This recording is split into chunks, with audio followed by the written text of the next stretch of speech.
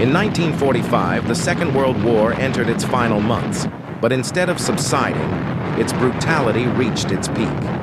The world descended into madness as cities turned into battlefields where soldiers and civilians perished together in oceans of fire. There was no longer a line between victory and massacre, between duty and crime. In among civilian neighborhoods, while American artillery devastated the entire city. More than 100,000 people were killed, most of them civilians. The Pearl of the Orient was reduced to ashes in just a few weeks. In April, in Berlin, the heart of Nazi Germany, Soviet guns thundered day and night. Hitler took his own life in his underground bunker, and the Thousand-Year Reich collapsed after only 12 years. In August, the war ended with a weapon the world had never seen before. A single bomb fell on Hiroshima, erasing the city in seconds. 3 days later, Nagasaki met the same fate. 2 explosions, more than 200,000 dead. The war had ended, but a new age of fear had begun. Hiroshima is often remembered as the final chapter of the Second World War. But if we look back at Manila and Berlin, we see the truth. The atomic bomb did not begin the apocalypse. It was only the final act in the chain of destruction mankind had already set in motion.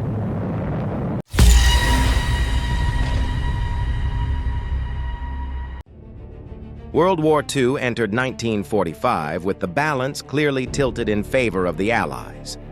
In Europe, Nazi Germany had already surrendered in May, but in the Pacific, Japan continued to resist despite its desperate situation.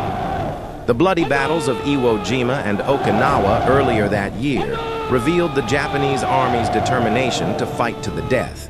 At Okinawa alone, U.S. forces suffered around 72,000 casualties, while Japan lost more than 100,000 soldiers along with tens of thousands of civilians.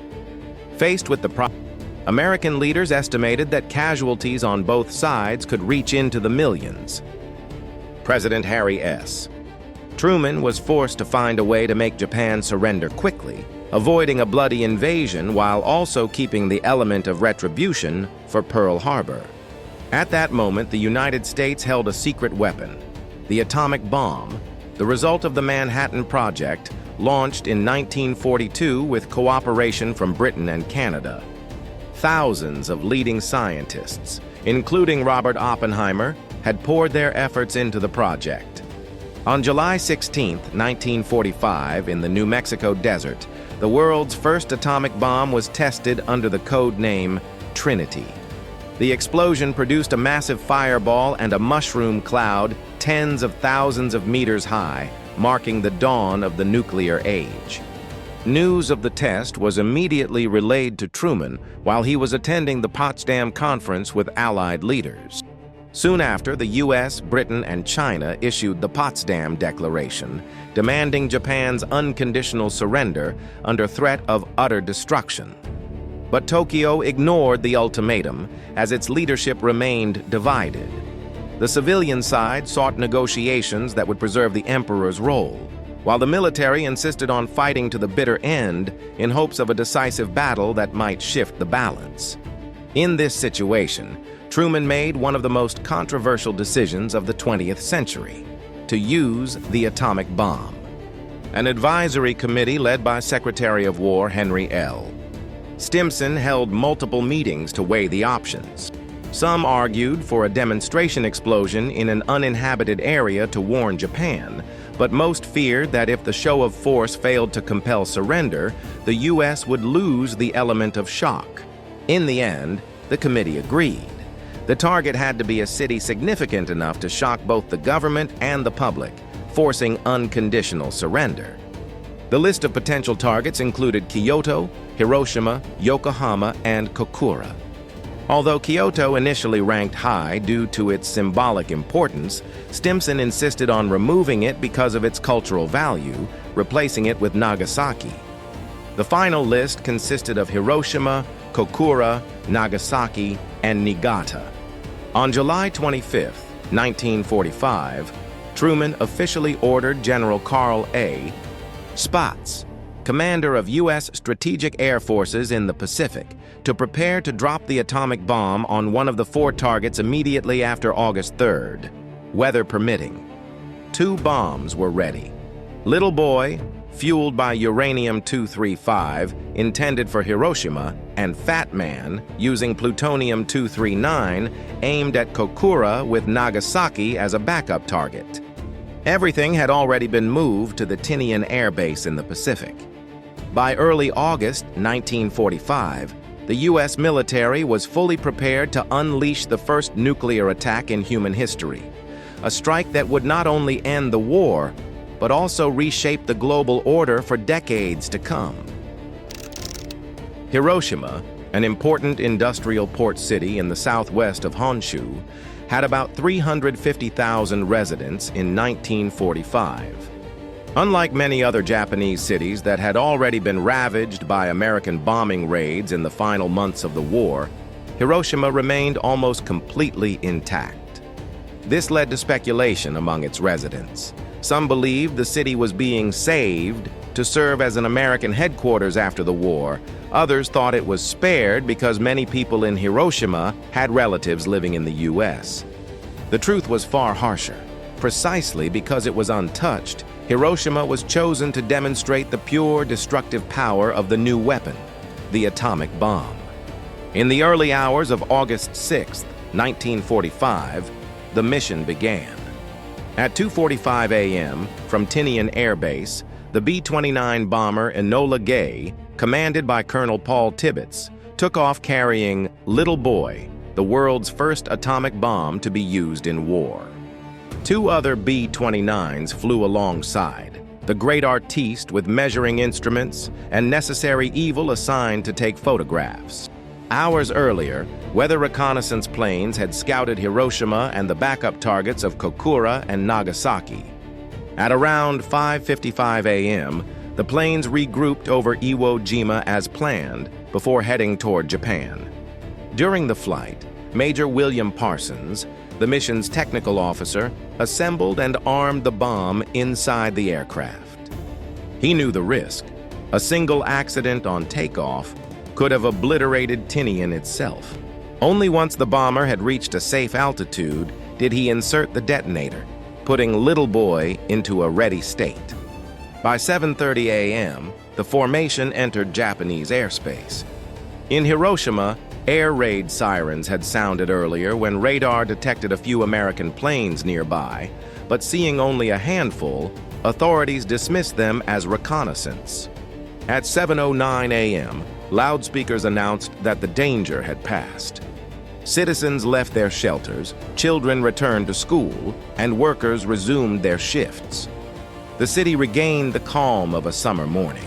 The last nearly 31,000 feet, Little Boy fell for 44 seconds before detonating at an altitude of 580 meters above the city center. A blinding flash brighter than the sun erupted, followed by a massive fireball reaching millions of degrees. With the force of 16,000 tons of TNT, the explosion unleashed an intense flash, a devastating shockwave, and a searing blast of heat that consumed everything for miles. The intended target was the Aioi Bridge, easily recognizable from the air due to its T-shape. But crosswinds pushed the bomb about 240 meters off, causing it to explode above the Shema Hospital. Within moments, everything within a 1.6-kilometer radius was obliterated, and vast swaths of the city burst into flames. In the sky, Enola Gay banked sharply to escape.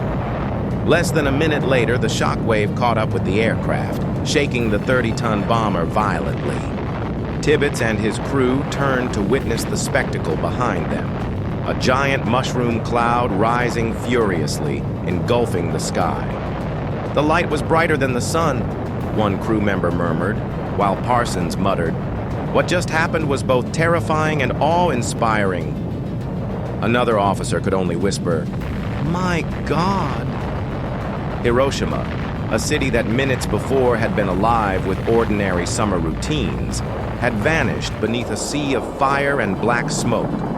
Beneath the blast, the people of Hiroshima endured a morning of horror unlike anything the world had ever seen. When the bomb detonated, many recalled seeing a blinding bluish-white flash, the pika, or lightning flash, as the Japanese called it, before being thrown to the ground by the crushing roar, the dawn. Within a radius of just 1 to 2 kilometers from the hypocenter, the unimaginable heat, soaring to 4,000 degrees Celsius, incinerated human bodies instantly. Tens of thousands of men, women, and children were vaporized or reduced to charred remains in an instant. Further out, countless others were hurled through the air by the shockwave. Houses collapsed, glass shattered into lethal shards. Almost immediately, thousands of small fires, sparked by broken gas lines, stoves, and electrical wires, merged into an immense firestorm that swept through the city, with winds so fierce they carried victims into the rivers. Within an hour, Hiroshima had become a living hell, streets engulfed in flames, buildings erased from existence, the dead and dying scattered everywhere. Survivors wandered dazed through the ashes, unable to recognize the familiar streets of their hometown. The anguished cries of those trapped under rubble or writhing in agony from burns echoed across the ruins. Yoshito Matsushige, the only photographer to capture images in Hiroshima that day, later wrote, "The sight was truly horrific. It was like a piece of hell on earth." By evening on August 6th, the flames had begun to die down. The city was almost completely erased. About 69% of all structures were destroyed, and another 6 to 7% heavily damaged. Only the most robust reinforced concrete frames remained standing, among them the Industrial Promotion Hall directly beneath the blast. Everyone inside perished, yet the building's skeletal dome endured, a silent witness to the tragedy. Today, those ruins stand as the Hiroshima Peace Memorial, or Genbaku Dome, preserved as a UNESCO World Heritage Site since 1996. The human toll is nearly impossible to calculate. It is estimated that 70,000 to 80,000 people were killed instantly by the blast and ensuing fires. In the days and months that followed, tens of thousands more succumbed to grievous injuries, burns, and a mysterious sickness not yet understood, later identified as radiation poisoning. Many who had seemed unharmed collapsed days later, their hair falling out, suffering vomiting, bleeding, weakness, and death. With Hiroshima's hospitals and infrastructure obliterated, medical relief was almost non-existent. By the end of 1945, the death toll in Hiroshima was estimated at around 140,000, nearly half the city's pre-war population. The most chilling fact was that over 90% of the victims were civilians, including vast numbers of women, children, and the elderly. Around 20 Allied prisoners of war, American, British, and Dutch, held near the city center, also perished. Hiroshima had become a massive collective grave, the first place on Earth where humankind witnessed the devastation of nuclear warfare. News of the atomic bomb's terrifying power was immediately relayed back to Washington. On the afternoon of August 6, 1945, U.S. time, President Harry S. Truman addressed the nation by radio, announcing briefly that the United States had dropped an atomic bomb on Hiroshima, a Japanese military base. He warned Japan that if it did not accept the Allies' terms of unconditional surrender at once, it would face a rain of ruin from the air, the like of which has never been seen on this earth. It was a direct threat that America was prepared to keep using atomic bombs until Japan capitulated. At the same time, the U.S. military scattered more than 6 million leaflets over dozens of Japanese cities, explaining that a single atomic bomb carried the destructive power of 2,000 B-29s attacking at once, and urging citizens to pressure the emperor to end the war. Ironically, due to distribution issues, Nagasaki did not receive these warning leaflets until August 10th. after it had already been bombed. In Tokyo, the destruction of Hiroshima shocked the Japanese leadership, but it was still not enough to force immediate surrender.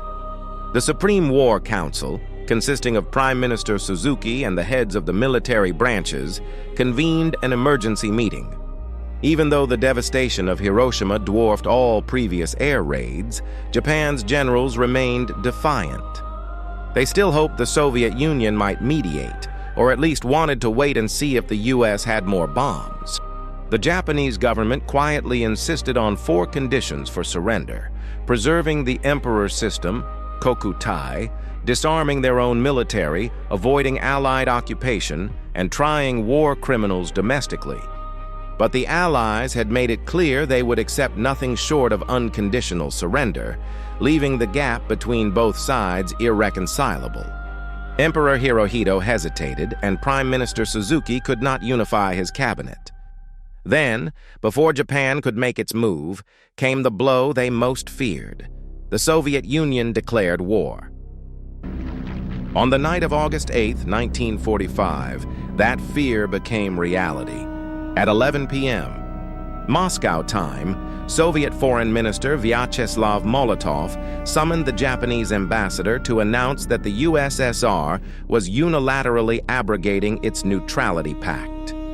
Just hours later, in the early morning of August 9th, Tokyo time, the Red Army launched its massive offensive into Manchuria, with more than 1.5 million troops storming Japanese-occupied Manchuria, Korea, and Sakhalin. It was a strategic death blow. Japan was caught in a vice, America pressing from the east and the Soviets from the north and west, leaving no hope of stalling for favorable terms. Yet inside Tokyo, the military faction still resisted. War Minister Korochika Anami and the Army's high command pushed for martial law across the nation, even preparing to stage a coup if Emperor Hirohito chose to surrender. And in that moment of turmoil, America's second atomic bomb was already on its way toward another Japanese city. The second atomic strike had originally been scheduled for August 11th, giving Japan several days to absorb the shock of Hiroshima.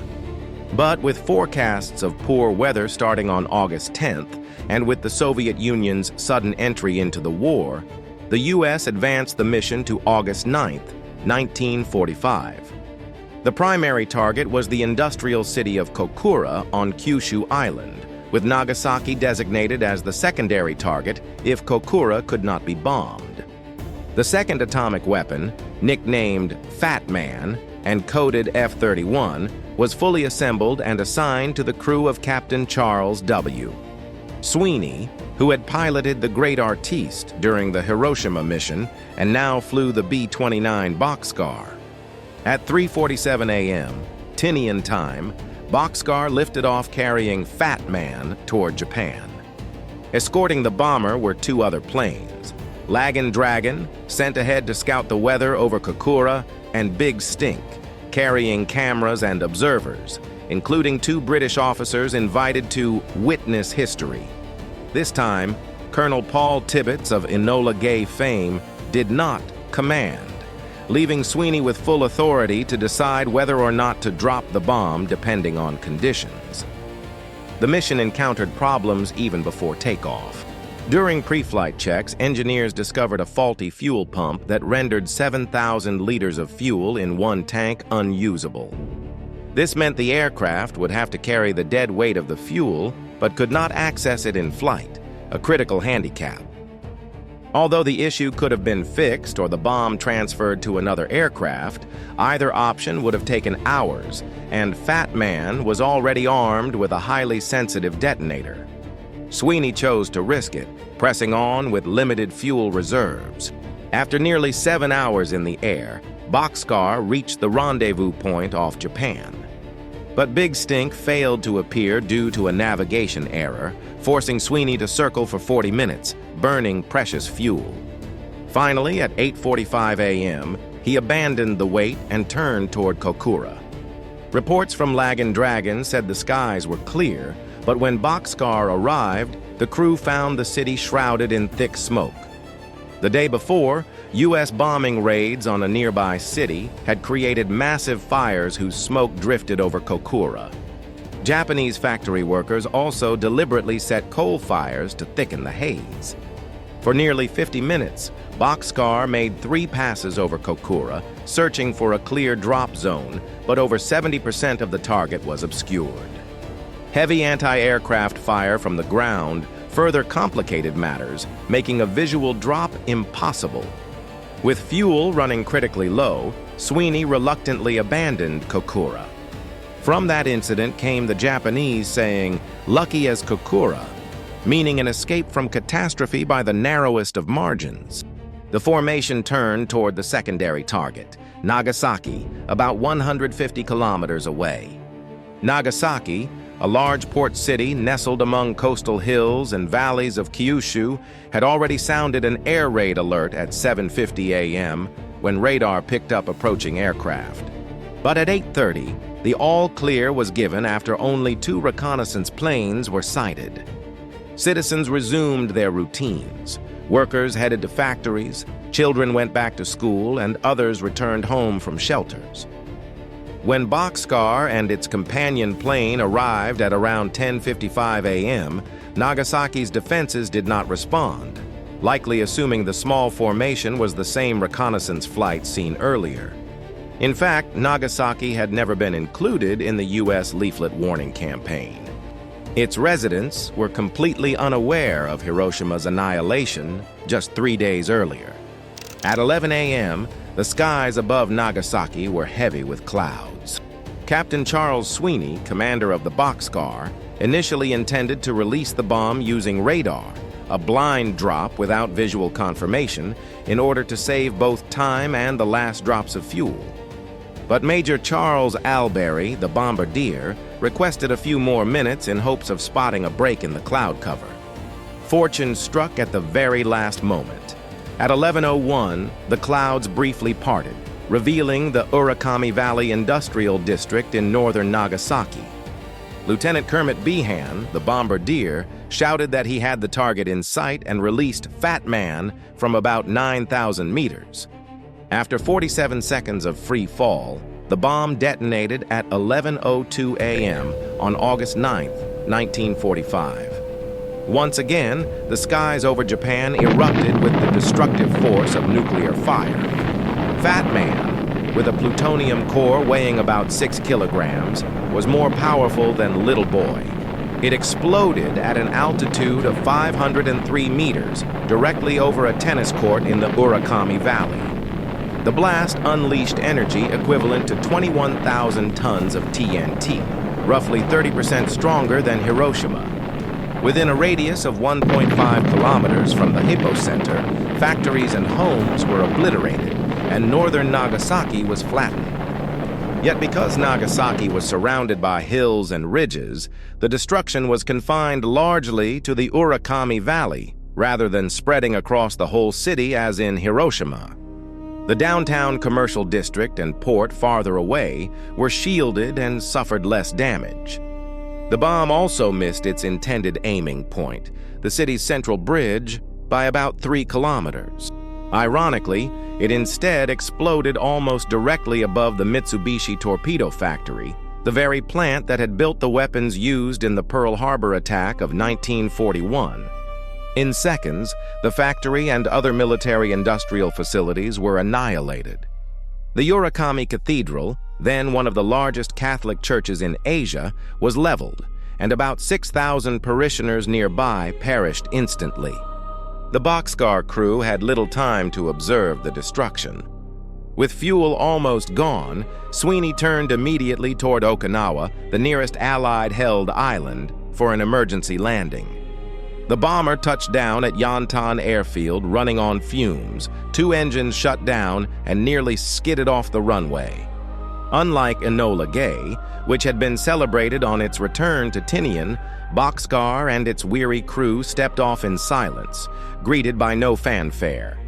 Only later did they realize how close they had come to disaster, mere minutes from being forced to ditch the bomb at sea or crash into the ocean. Meanwhile, Nagasaki was engulfed in catastrophe. Though its population was smaller than Hiroshima's, about 263,000 in 1945, the atomic bomb claimed an estimated 40,000 lives on August 9th alone. By the end of the year, the death toll rose to between 70,000 and 80,000, most of them civilians, including tens of thousands of Mitsubishi workers caught at their jobs that morning. Thanks to the hills around the city, some neighborhoods were shielded and spared complete annihilation. Still, within 1.6 kilometers of the hypocenter, nothing survived.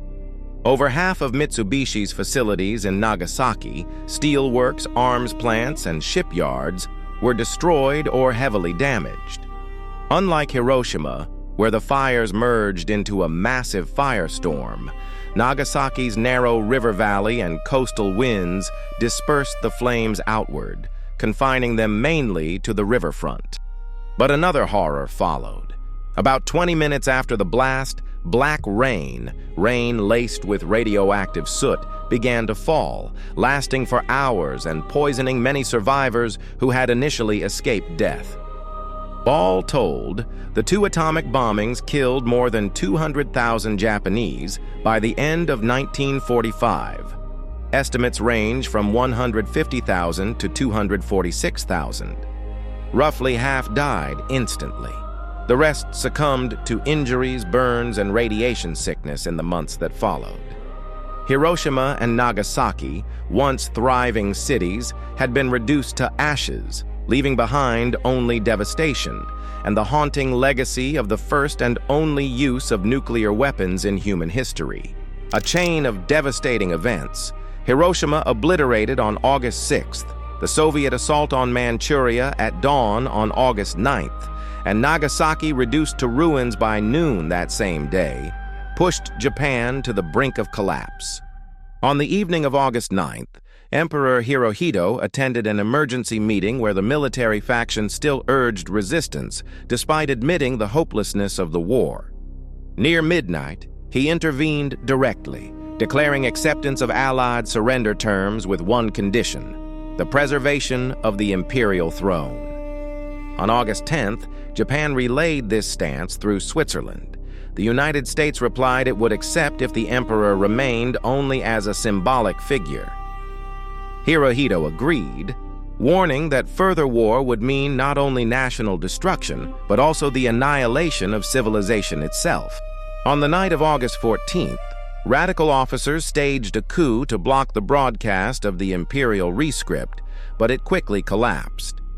At noon on August 15th, for the first time, the Japanese people heard their emperor's voice on the radio. He described the atomic bomb as a weapon of unprecedented cruelty and announced acceptance of the Potsdam Declaration. Though he never used the word surrender, the meaning was unmistakable. The war was over. On September 2nd, 1945, aboard the USS Missouri in Tokyo Bay, Japan signed the instrument of surrender before the Allied powers. World War II had officially ended. And with irony, the sole condition Japan had pleaded for, preserving the emperor, was ultimately accepted, leaving a haunting question. Were the two atomic bombs truly necessary? Had that concession been granted earlier? The two atomic bombs dropped on Hiroshima and Nagasaki left behind humanitarian consequences unprecedented in human history. In just seconds, tens of thousands of lives were erased, most of them civilians, women, children, and the elderly who had never held a weapon. Around 70 to 80,000 people died instantly in Hiroshima and 40 to 50,000 in Nagasaki.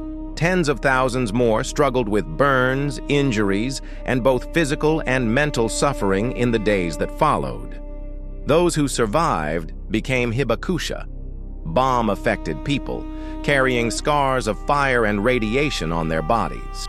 The intense heat burned grotesque patterns into their skin, sometimes even imprinting kimono fabric designs. Many who initially seemed unharmed later collapsed with strange symptoms, hair falling out in clumps, bleeding, exhaustion, and sudden death. Doctors, with hospitals destroyed and medicine scarce, could do little more than watch their patients fade away, only later understanding it was acute radiation exposure. In the years that followed, radiation's shadow stretched on. Survivors faced high rates of leukemia, thyroid cancer, infertility, miscarriages, and birth defects. Entire families carried the weight of a so-called cursed generation, as children were born weak or deformed. Social stigma worsened the trauma, with hibakusha often shunned out of fear of contagion or genetic damage. Governments and international organizations later provided financial and medical support, but nothing could erase the wounds etched into bodies, families, and memory. Both cities had to rebuild from nothing. Hiroshima became a scorched plain, Nagasaki's Urakami Valley reduced to ash. Yet from the ruins they rose again. Hiroshima was rebuilt with a mission to become a city of peace, preserving the atomic dome as a permanent reminder. Nagasaki built the Atomic Bomb Museum and Peace Park on the very ground zero of Urakami. Each year, on August 6th and 9th, the bells ring at the exact time the bombs fell, and lanterns drift across rivers, carrying prayers for the souls lost. In the immediate aftermath, however, the truth of Hiroshima and Nagasaki was tightly controlled. The U.S. occupation censored reports, confiscated photos and films, and sealed them for years. Foreign journalists were restricted. Only a few, like Australian reporter Wilfred Burchett, managed to expose the world to what he called the atomic plague. At first, U.S. officials denied radiation effects, even publishing articles insisting the bomb left no lasting consequences. But reality was undeniable. Burned children, charred corpses, entire districts wiped clean. By 1946, the U.S. military itself released film of the devastation, a grim warning to any nation tempted to test America's resolve. These images shocked the conscience of the world. As Albert Camus wrote just 2 days after Hiroshima, our mechanical civilization has reached its highest level of barbarism. Humanity must now choose collective suicide or intelligent use of science. This is not a call, but a demand. From Hiroshima's ashes, a global movement for peace and nuclear disarmament took root. The mayors of Hiroshima and Nagasaki later founded the Mayors for Peace Network, joining hundreds of cities worldwide in pledging never again. Yet the debate over the bomb has never ceased. Critics argue it was unnecessary. Japan was already defeated, seeking peace if only the emperor's throne were preserved. The 1946 U.S. Strategic Bombing Survey concluded Japan likely would have surrendered before year's end without atomic bombs, without Soviet entry, and without invasion. Generals like Eisenhower, MacArthur, and Nimitz opposed the bomb, calling it militarily pointless. Supporters counter that the bomb saved millions by ending the war immediately, preventing a bloody invasion of Japan. They argue that only the twin shocks of Hiroshima and Nagasaki, combined with the Soviet attack, forced the emperor to overrule hardliners and accept surrender. The moral weight of the decision remains one of the fiercest debates in modern history. No matter the perspective, Hiroshima and Nagasaki stand as a shared human warning. They showed that nuclear war equals absolute annihilation. To this day, they remain the only cities ever attacked with atomic bombs, and their memory has helped deter their use since. Post-war Japan was transformed, renouncing war in its 1947 constitution, pledging never to possess nuclear weapons, and becoming a global voice for disarmament. Yet scars endure, in the hibakusha, in national memory, in the haunting stories passed to later generations. Today, Hiroshima and Nagasaki are not only thriving cities but living symbols of peace. Tourists stand beneath the atomic dome at sunset, or hear the story of Sadako folding 1,000 paper cranes for a wish of healing. In Nagasaki, the broken-winged angel statue in the Atomic Bomb Museum reminds visitors of what was lost in a single moment. On Memorial Days, lanterns float along the Motoyasu River, lights gliding like prayers for the dead and for a future free of bombs. As Albert Einstein once said, the atomic bomb has changed everything except our way of thinking. Nuclear power remains a double-edged sword, capable of lighting cities or erasing civilizations in an instant. And so, the ultimate legacy of Hiroshima and Nagasaki is this eternal command: choose peace over war, dialogue over destruction, so that the tragedy of 1945 will never be repeated. When the atomic bombs fell on Hiroshima and Nagasaki, the war officially came to an end. But that disaster didn't come out of nowhere. It was the result of 6 years of war and millions of lives lost long before, in places the world has almost forgotten. Before the skies over Japan lit up in nuclear fire, another city in the South Pacific had already been consumed by flames. Not by atomic weapons, but by bullets, bayonets, and human hands. In February 1945, American forces entered Manila, and the city quickly turned into a battlefield. Japanese troops dug in among the neighborhoods, then unleashed their fury on civilians, killing, looting, and burning without mercy.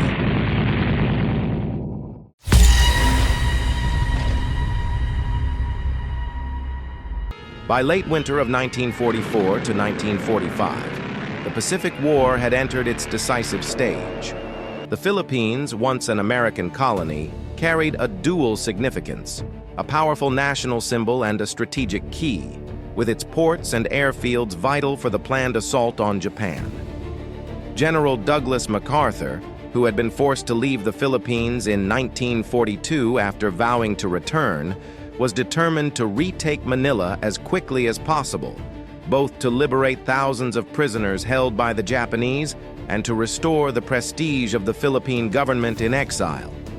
Yet within the American command, disagreements arose. General Walter Kruger, commander of the 6th Army, favored a cautious approach, consolidating forces at Lingayen Gulf before advancing on Luzon, fearing that Japanese units in the mountains might strike their rear. MacArthur, however, insisted that delay would only give the enemy time to destroy Manila and execute prisoners. He ordered an immediate advance, hoping the Japanese would declare the city open, as the Americans themselves had done in 1942. On the Japanese side, strategy was equally divided. General Tomoyuki Yamashita recognized that defending Manila would be suicidal, and intended instead to withdraw into the northern mountains to wage a guerrilla war. His orders required General Shizuo Yokoyama, commander of the Shimbu Group, to evacuate Manila and place all naval forces in the area under his command. But Vice Admiral Denshichi Okochi countermanded this by instructing Rear Admiral Sanji Iwabuchi, commander of the Manila Naval Defense Force, to hold the city at all costs, both to protect naval installations and to avenge the humiliation of losing the battleship Kirishima at Guadalcanal. Loyal to his naval superiors rather than Yamashita, Iwabuchi gathered some 17,000 men, including sailors from sunken ships, Marines, mechanics, Korean and Taiwanese auxiliaries, and even civilian workers, then resolved to fight to the death. Ill-equipped, his force lacked tanks, heavy artillery, and standard infantry weapons. They improvised by stripping 990 20mm machine guns from aircraft, deploying 600 other machine guns, a handful of 120mm guns, and turning naval bombs into mines. Many men armed with nothing more than spears fashioned from bayonets lashed to poles. Against this backdrop, on January 31st, 1945, MacArthur personally arrived at the 1st Cavalry Division's command post at Lingayen to order an immediate advance. Just 1 minute past midnight on February 1st, the flying columns, fully motorized cavalry detachments, set off, covering more than 100 miles of jungle and mountain in just 66 hours to reach the outskirts of Manila. On February 4th, the 37th Infantry Division also began its march. Within days, the iron horses of the 1st Cavalry were pressing into the city's outer districts. MacArthur gave them 3 urgent objectives: to rescue internees at Santo Tomas University, to seize Malacañang Palace, and to capture the legislative building. On the night of February 3rd, troops of the 8th Cavalry Regiment forced open the gates of Santo Tomas University. The guards on duty, mostly Taiwanese, offered almost no resistance.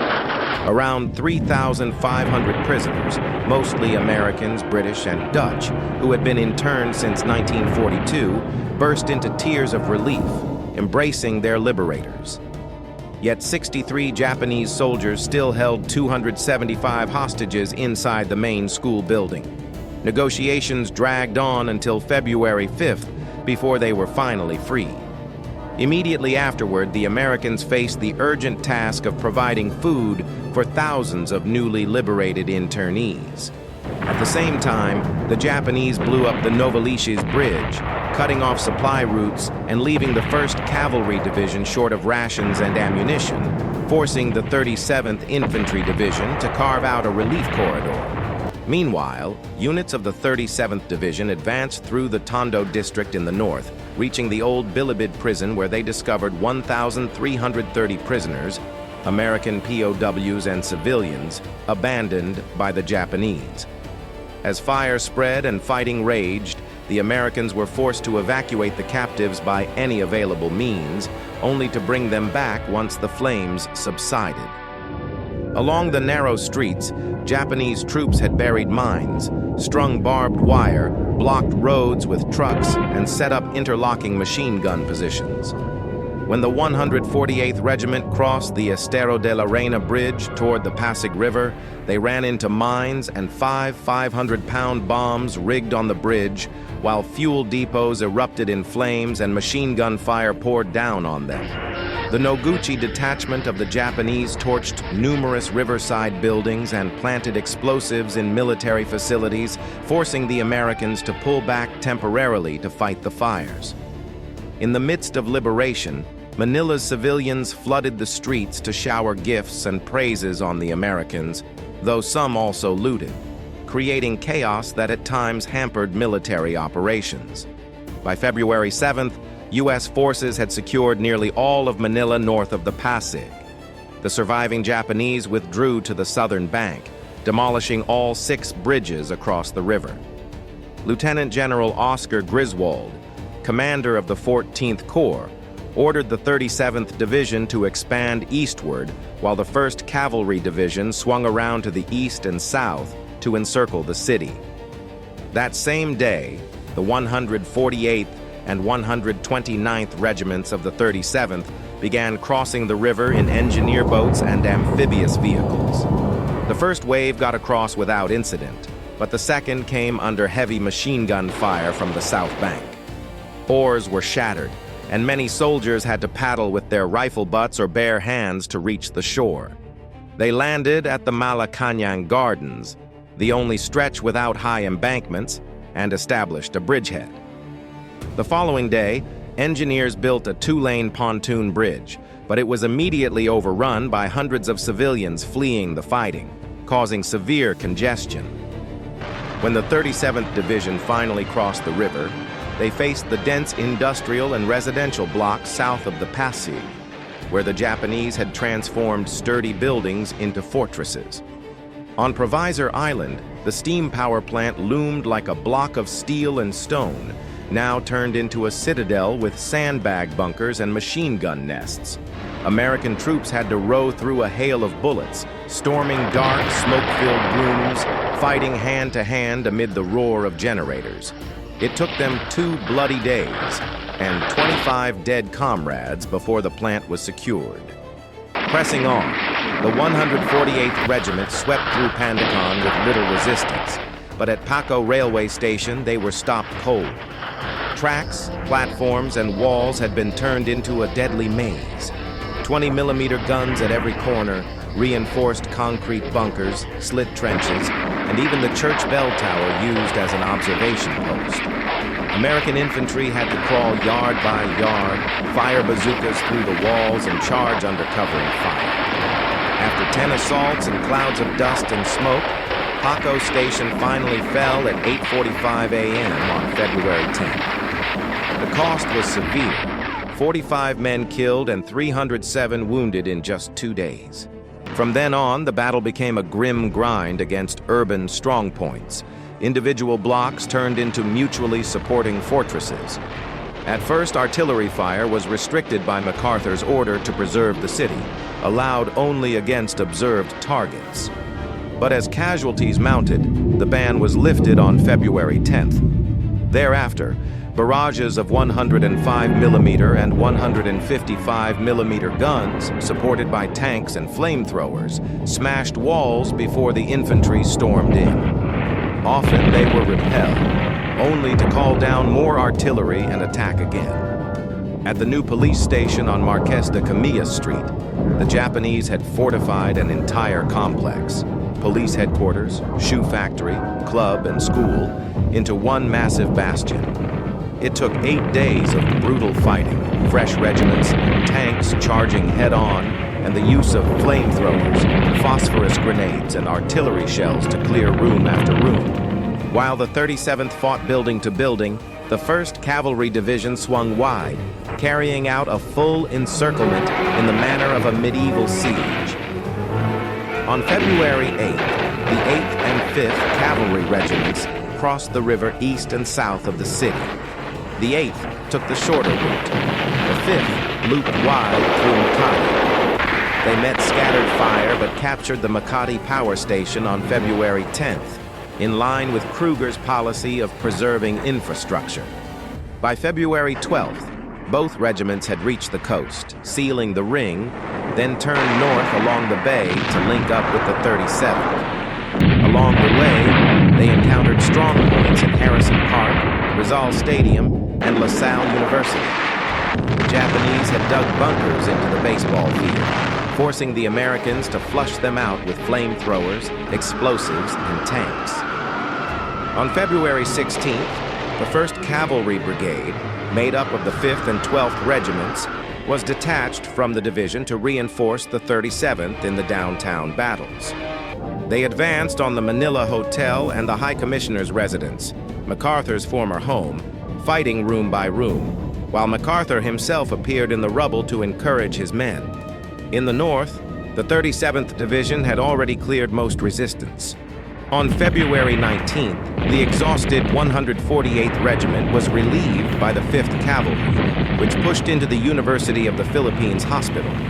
The Japanese had turned the facility into a death trap with bunkers, loopholes in basements and rooftops, and interlocking fire. After days of combat, only 75 of the 250 defenders remained, and they committed suicide on the night of February 23rd. Over 7,000 patients and civilians trapped inside were rescued. With the outer ring sealed, the Japanese retreated into Intramuros, the old Spanish walled city, its 40-foot-thick stone ramparts rising like a fortress. From February 17th, American heavy guns pounded it without pause.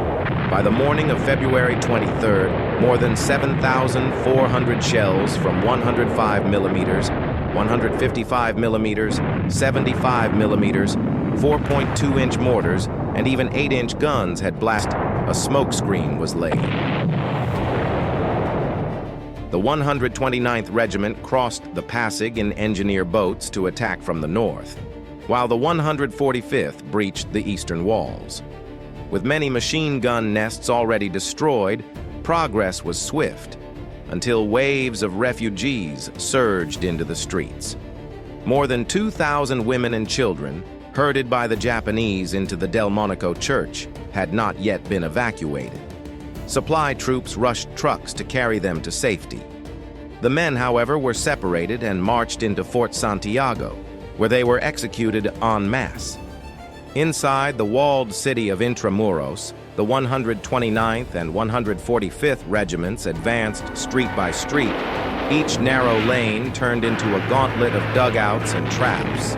In the northwest corner stood Fort Santiago, once the prison of national hero José Rizal under Spanish rule, now transformed into a dark labyrinth of cells and tunnels. American troops had to pour gasoline and oil through vents, toss in phosphorus grenades, and sweep with flamethrowers to root out the defenders. Flames licked the mossy stone walls as smoke thickened the air. After clearing cell blocks and underground passages, they reported the fort secured by midday, February 25th. Some Japanese disguised themselves in U.S. uniforms with M1 rifles. Others raised white flags from Delmonico's bell tower only to fire again. None survived. Only 25 Taiwanese troops surrendered. At dawn on February 26th, with the fortress lost, Rear Admiral Iwabuchi and his staff committed suicide inside the agriculture building. Though Intramuros had fallen, 3 massive concrete buildings remained: the Legislative Building, the Finance Building, and the Agriculture Building, now the final bastions of Japanese resistance. Anticipating a southern assault, Iwabuchi had heavily reinforced them: machine guns at every window, sandbagged basements, and fortified bunkers. On February 25th, the 37th Division's artillery unleashed a barrage, but some rounds overshot and fell among the 1st Cavalry Division near the bay, forcing a pause for adjustment. On February 26th, the 148th Regiment stormed the Legislative Building, but Japanese defenders hurled grenades through holes in the floors, forcing the infantry to withdraw for more bombardment. It was not until February 28th that the structure was finally taken. Meanwhile, the 5th Cavalry assaulted the agriculture building, but was pinned down by fire from the nearby San Luis Terrace apartments, and had to clear that strong point before returning. On February 28th, 155mm guns fired point blank, while American tanks ground against the base of the agriculture building, smashing the lower levels. Flamethrowers, bazookas, and phosphorus grenades burned out the gun nests. On March 1st, the Americans called for surrender, but silence was the only answer. They responded with more fire, fuel and explosives collapsing the structure piece by piece. 2 days later, after another artillery barrage, the 148th Regiment stormed the Finance Building and wiped out the last Japanese holdouts in the elevator shaft by dawn on March 3rd. That afternoon, General Griswold signaled Kruger, "All resistance has ended." The Battle of Manila was over, yet the true horror of those 3 weeks was not only in the gunfire. As the fighting raged, Japanese naval troops, undisciplined and desperate, turned their fury on civilians. Districts like Tondo, Binondo, and Paco were put to the torch. Women and children were herded into churches and schools, then burned or blown apart with grenades. Men were slaughtered in backyards and garbage pits. Survivor diaries tell of hundreds burned alive in theaters, in Bayview's cathedral, and at St. Paul's School. Families crawled into sewers, pushing children through narrow cracks to survive. At the Quirino family home, Japanese soldiers murdered the wife and children of politician Manuel Roxas, leaving him to scream helplessly. Witness Lourdes Reyes recalled civilians dragged to the river, their throats cut, bodies pushed into the current. Others, hiding in the Bayview Hotel, were gang raped, and as American artillery widened its bombardment, civilians trapped in air raid shelters were crushed or burned alive. Afterward, U.S. estimates concluded that most civilian deaths came from Japanese massacres, but they also acknowledged their own artillery had inflicted heavy losses. By March 3, 1945, Manila had become nothing more than a shattered city. 3 weeks of fighting cost the Americans 1,010 dead and 5,565 wounded. The Japanese garrison was virtually annihilated, with 16,665 killed. But the heaviest toll was borne by the civilians. 100,000 lives lost, making Manila one of the worst tragedies of the Second World War. The American artillery that shielded their soldiers also reduced the ancient district of Intramuros to rubble. Water, electricity, and transport systems were ruined. Hospitals, schools, universities, and neighborhoods lay in ruins.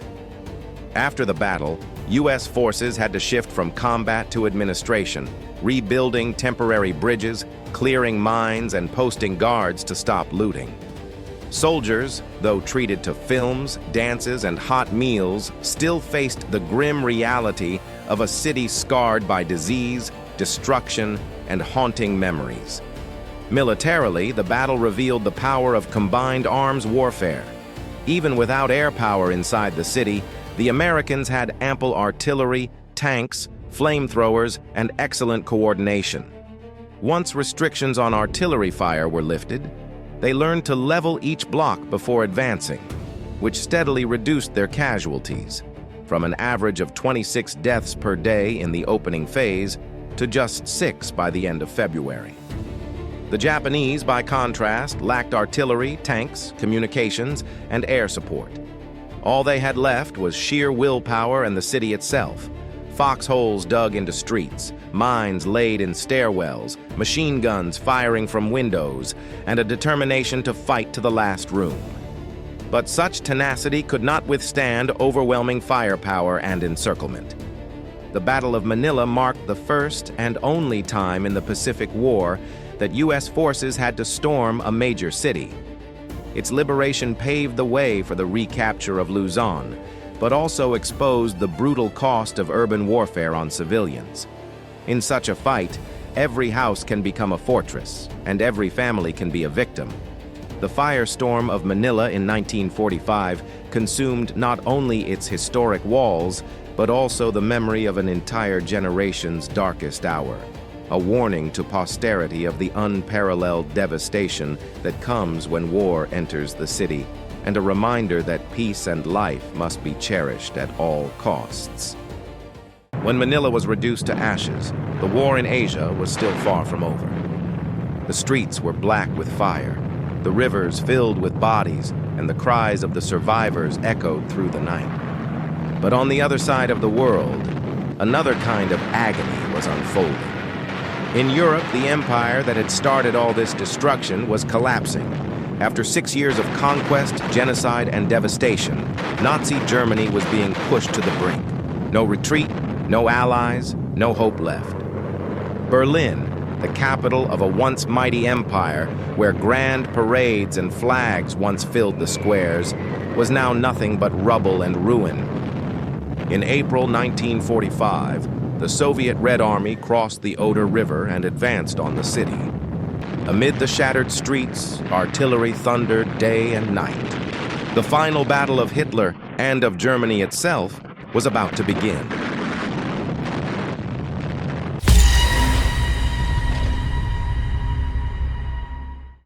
April 1945. Europe was sinking into the final days of the Second World War. In Berlin, the heart of the Nazi Reich, the sky was thick with smoke and fire, the city already devastated after nearly 6 years of unrelenting war. Germany's industrial and economic machine had collapsed. Cities lay in ruins under relentless bombing, food was scarce, and fuel was nearly gone. On both fronts, German forces were retreating before the overwhelming pressure of the Allies. In the West, Anglo-American troops had crossed the Rhine and driven deep into German territory. In the East, the Red Army swept through Eastern Europe, closing in on the German border. By early February 1945, Marshal Georgy Zhukov's First Belarusian Front had reached the Oder River, just 70 kilometers from Berlin. Inside his bunker in Berlin, Adolf Hitler still clung to the illusion of a miracle that could turn the tide. He believed that by prolonging resistance, the Reich might survive through cracks in the Allied coalition or by deploying so-called wonder weapons. In desperation, he ordered the capital to be defended to the last man, mobilizing even teenagers and the elderly into the Volkssturm militia. Berlin was transformed into a fortress, with multiple defensive belts stretching from the outer approaches to the city's very center. For the Soviets, Berlin was the ultimate strategic objective. After liberating Poland and securing bridgeheads on the Oder, the Red Army paused to concentrate its forces for the decisive blow. Through February and March, Soviet offensives eliminated remaining German forces in East Prussia, East Pomerania, Hungary, Czechoslovakia, and Austria, securing both flanks before turning all strength against the Reich's capital. By mid-April, the Soviets had massed an enormous force around Berlin. Over 2 million troops, 6,250 tanks, 7,500 aircraft, and more than 40,000 artillery pieces. Three major fronts converged. Zhukov's First Belarusian Front striking head-on from the east, Marshal Ivan Konev's First Ukrainian Front driving in from the south, and Marshal Konstantin Rokossovsky's Second Belarusian Front pressing from the north. They were supported by the Baltic Fleet, the Dnieper River Flotilla, Soviet air armies, and even Polish formations. Zhukov later wrote that their intent was to deliver a thunderous blow that would stun the enemy, shaking him to his very roots. On the German side, preparations for the defense of the capital were frantic. Roughly 800,000 men from Army Group Vistula in the east, Army Group Center in the south, reinforced by SS units, police, and the Volkssturm, were thrown into the line. Yet the disparity in strength was immense. In manpower and aircraft, they had barely half of what the Soviets could field, and in tanks and artillery only a quarter. Their main hope lay in a layered defense along the Oder and around Berlin, with the Seelow Heights forming the most critical position. Guarding the shortest route to the capital, the Seelow Heights, known as the Gateway to Berlin, were defended by General Gotthard Heinrizi's Ninth Army, with 110,000 men entrenched in bunkers, trenches, minefields, and obstacles. Dense belts of anti-aircraft flak guns and field artillery created a wall of fire. Though morale was crumbling, German troops were driven by propaganda to fight for the homeland. Everything pointed to an imminent and catastrophic final battle. At dawn on April 16, 1945, the Soviet assault on Berlin began in full force.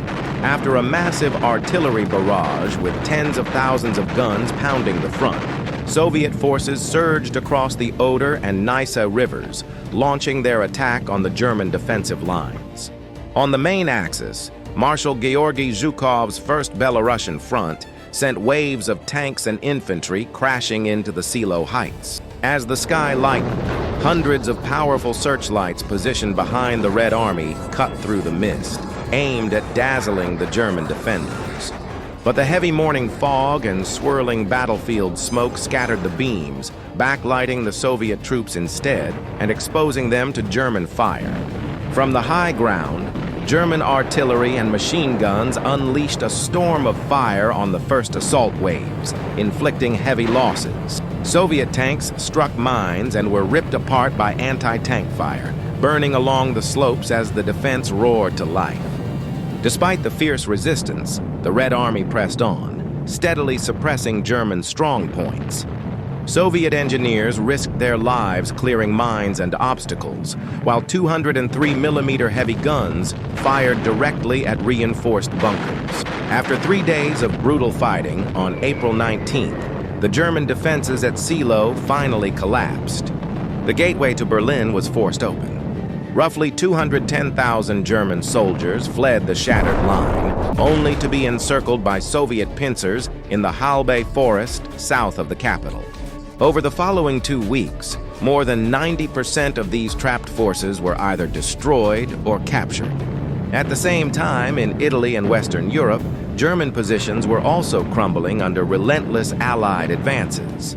The Third Reich's days were clearly numbered. On April 20th, 1945, Soviet long-range artillery began shelling central Berlin, a bitter birthday present for Adolf Hitler as he turned 56. That same day, Zhukov's spearhead tanks pressed into the northern and eastern suburbs, while Konev's forces smashed through Army Group Center's lines and surged into the southern approaches of the city. In Moscow, Joseph Stalin closely monitored the offensive, urging his marshals to move faster. He officially tasked Zhukov with capturing Berlin, but also quietly encouraged Konev to compete, sparking a rivalry over who would be the first to plant the red banner in the enemy's heart. Inside Berlin, panic spread. Civilians abandoned their homes, huddling in deep shelters or desperately seeking escape from the city. The thunder of Soviet guns grew louder with each passing hour, sapping the morale of soldiers and citizens alike. On April 22nd, deep in his underground Führer bunker beneath the Reich Chancellery, Hitler finally admitted to his generals that the war was lost. Upon hearing that General Felix Steiner's forces, which he had ordered to counterattack and relieve Berlin, no longer had the strength to act, he flew into a rage. Still, he vowed to remain in the capital and die with Berlin, while dismissing commanders he deemed disloyal. In the chaos, General Helmuth Weidling was appointed commander of the city's defense, tasked with organizing the remaining fragmented forces for a final stand. On April 24, 1945, the Soviet spearheads from the south and east linked up on the outskirts of Berlin, completing the encirclement of the German outer defenses. By April 25th, the ring was sealed entirely when Zhukov's 1st Belarusian Front joined hands with Konev's 1st Ukrainian Front near Ketsin, west of the capital. That same day, over 100 kilometers south of Berlin, another historic encounter took place. Soviet troops and American soldiers met at the Elbe River Bridge in Torgau. The meeting of the two Allied armies, one advancing from the east, the other from the west, cut Germany in half and sent an unmistakable message. Every road of reinforcement to Berlin had been blocked. Inside the city, an estimated 200,000 German soldiers, SS units, and Volkssturm militia were trapped with no way out. Their stubborn defense could only buy a little more time, not alter the inevitable outcome. With the encirclement secured, the Red Army launched its full-scale assault into the heart of Berlin. Soviet forces fought street by street, deploying shock infantry backed closely by tanks, artillery, and combat engineers. Every solid building was treated as a fortress to be captured or destroyed. The Germans had prepared for this. High rises and government buildings were turned into strong points, while the underground network of subways and sewers allowed troops to move unseen, launching surprise attacks against the Soviets' rear. Suicide squads appeared everywhere, firing suddenly before vanishing like phantoms into the ruined city. From rooftops and upper floors, German defenders set up machine guns, sniper nests, and even heavy anti-aircraft guns of 88 millimeters and 128 millimeters caliber, using direct fire against ground targets. Soldiers and civilians alike carried Panzerfaust anti-tank launchers, weapons so simple that even teenage Hitler youth could destroy a Soviet tank at close range. Nearly 2,000 Soviet tanks and armored vehicles were lost in the streets of Berlin to such ambushes. Faced with these threats, Soviet tank crews advanced slowly, hugging building walls to shield their flanks. As Red Army gunner Ivan Maslov recalled, any tank moving down the middle of the street was quickly set ablaze. Every intersection, every house turned into a battlefield. The German defenders were split into isolated pockets, cut off from communication or support. To crush these strong points, Soviet units broke into small assault groups, surrounding and isolating targets before leveling them with concentrated firepower. Infantry moved in lockstep with tanks, supported by mobile artillery to suppress snipers and Panzerfaust teams above. When faced with machine gun nests buried in basements or bunkers, Soviet engineers placed explosives to bring entire buildings down. The Germans resisted with desperation, but as ammunition ran out, their fate was sealed: annihilation or surrender. By the end of April 1945, the fighting had narrowed to the very center of Berlin, where the last command posts of the Nazi regime were located. On April 28th, German High Command received devastating news. Heinrich Himmler, the notorious SS chief and Hitler's most trusted lieutenant, had secretly sent envoys to negotiate a separate surrender with the British and Americans. The report, broadcast by BBC London, struck Hitler like a dagger in the back. Shaken and betrayed, he sank into despair, convinced that everything was collapsing. Outside, the German defense shrank into an ever-tightening pocket. From April 29th, the remnants of the garrison, mostly die-hard SS units, pulled back to defend the Reichstag and the Reich Chancellery, where Hitler's underground bunker was located. The city center had become a smoking wasteland. Palaces and museums lay in ruins, grand boulevards were littered with blackened tank carcasses, and the acrid stench of gunpowder mixed with the smell of death. Beneath the rubble, in the suffocating confines of the Führer bunker, Hitler and his reduced staff lived out the final hours of the Reich. On April 29th, he hastily married Eva Braun, then drafted his last will and testament. In it, he stubbornly refused to admit defeat, appointing Admiral Karl Dönitz as president and propaganda minister Joseph Goebbels as chancellor. He also ordered that his body be burned after death to avoid the humiliation of capture at the hands of the enemy. At midday on April 29th, the final assault on the Reichstag began.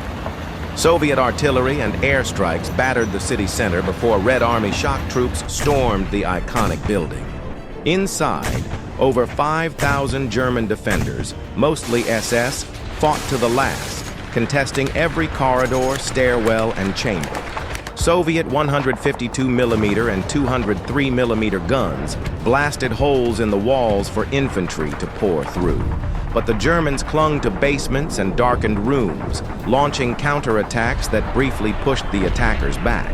From flak towers a few kilometers away, 128mm guns poured supporting fire into the embattled stronghold. For 2 days, the battle raged hand to hand, blood staining every stairway and hall. By late afternoon on April 30th, Soviet storm groups finally broke through to the roof.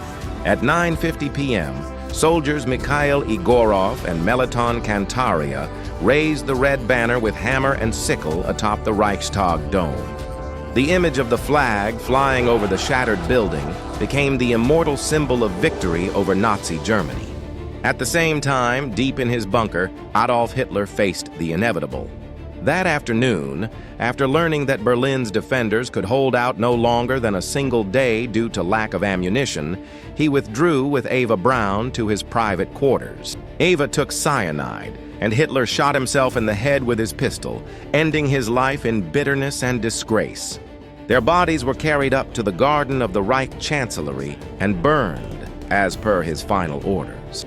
The man who had once boasted that his Reich would last 1,000 years had ruled for only 12, his empire collapsing in flames and ruin in the heart of the capital. At dawn on May 1st, 1945, the guns in central Berlin briefly fell silent. General Hans Krebs, chief of the German Army General Staff and newly appointed envoy of President Karl Dönitz, stepped forward under a white flag. He made his way to the headquarters of the Soviet 8th Guards Army, seeking negotiations in the hope of saving what remained of German forces. In the Soviet command post, Krebs announced that Hitler was dead and requested a ceasefire. Marshal Zhukov, however, made it clear only unconditional surrender would be accepted. Lacking the authority to agree, Krebs left in vain. Soon after, the fighting flared up once more. That night, May 1st, the last German strongpoints around the Reichstag and the Reich Chancellery shuddered under new Soviet artillery barrages. Across the streets, shattered German troops tried to slip through the ruins to escape, but most were captured or cut down in scattered skirmishes. Before Soviet troops stormed the Chancellery, propaganda minister Joseph Goebbels, Hitler's designated successor, and his wife murdered their 6 young children and then took their own lives, sealing one of the darkest chapters of the Nazi regime. By the early hours of May 2nd, 1945, all was silent in Berlin. Recognizing that further resistance was futile, General Helmuth Weidling, commander of the city's defense, ordered a full and unconditional surrender. At 6 a.m., from every direction, groups of German soldiers emerged from bunkers, raising white flags or scraps of cloth in surrender. Exhausted, dirt-streaked and blood-stained, their hands still trembled from days of desperate combat. They stumbled through a city in ruins, where not a single building stood intact in the center, where burnt-out tanks and vehicles lay scattered and streets were buried under rubble. Survivors among the Berlin populace emerged from their shelters, silently watching the defeated soldiers being led away. Many broke into tears, realizing the nightmare had finally ended. Above the Reichstag, the Soviet red banner still flew proudly. In front of the building, war photographer Yevgeny Khalday captured the iconic moment a Red Army soldier raised the victory flag against the Berlin sky, an image that would forever symbolize the great triumph over fascism. The Battle of Berlin in 1945, the final and decisive clash of the war in Europe, ended amidst smoke, rubble, and devastation. The cost of victory was staggering. In less than 3 weeks, around 100,000 German soldiers were killed or went missing, and nearly 500,000 were taken prisoner. On the Soviet side, victory came at the price of approximately 80,000 soldiers killed and nearly 300,000 wounded. Meanwhile, nearly 2.2 million civilians in Berlin and the surrounding areas suffered immense tragedy. The city lay in ruins, homes were destroyed, and more than 20,000 innocent people lost their lives in the final battle forced upon them by the Nazi regime. Militarily, the Red Army annihilated 70 German infantry divisions and 23 armored divisions, virtually the last of Nazi Germany's main forces. With the fall of Berlin, the Third Reich collapsed beyond salvation. On May 7, 1945, in Reims, France, representatives of the German High Command were forced to sign an instrument of unconditional surrender to the Allies. At the Soviet Union's insistence, a second formal signing took place in Berlin on the night of May 8th, the early hours of May 9th Moscow time, witnessed by Marshal Georgy Zhukov and Allied commanders. Since then, May 9th, 1945, has been remembered as the final end of World War II in Europe, a date still commemorated in Russia and former Soviet states as Victory Day. The guns had fallen silent. 6 years of bloodshed came to a close, giving way to a fragile yet hopeful peace across a continent scarred by immense suffering. Berlin itself stood as a symbol of both ultimate destruction and liberation. In the memory of humanity, the Battle of Berlin will forever be recalled as a tragic yet heroic epic, the bloody but inevitable conclusion of Nazi Germany, and the defining moment that marked the complete victory of the Allied forces in the most brutal war against fascism the world had ever known. It was not only the fall of a tyrannical regime, but also the beginning of reconstruction and the shaping of a new international order, one built on the hope that humanity could learn from these hard-won lessons to prevent such a catastrophe from happening again. When Berlin fell, Europe fell silent. When Manila burned, the Pacific grew quiet for a while. But to end a war that had consumed the entire planet, humanity chose the only weapon powerful enough to force surrender. On August 6th and 9th, 1945, Hiroshima and Nagasaki were erased from the map in seconds. More than 200,000 people died, and hundreds of thousands more lived on, carrying the scars for the rest of their lives. World War II came to an end, but what remained was not victory. It was a world filled with loss and fear. From Berlin to Manila, from Hiroshima to the countless places now without names, war proved one thing: no ideology, no cause is ever worth the lives of tens of millions.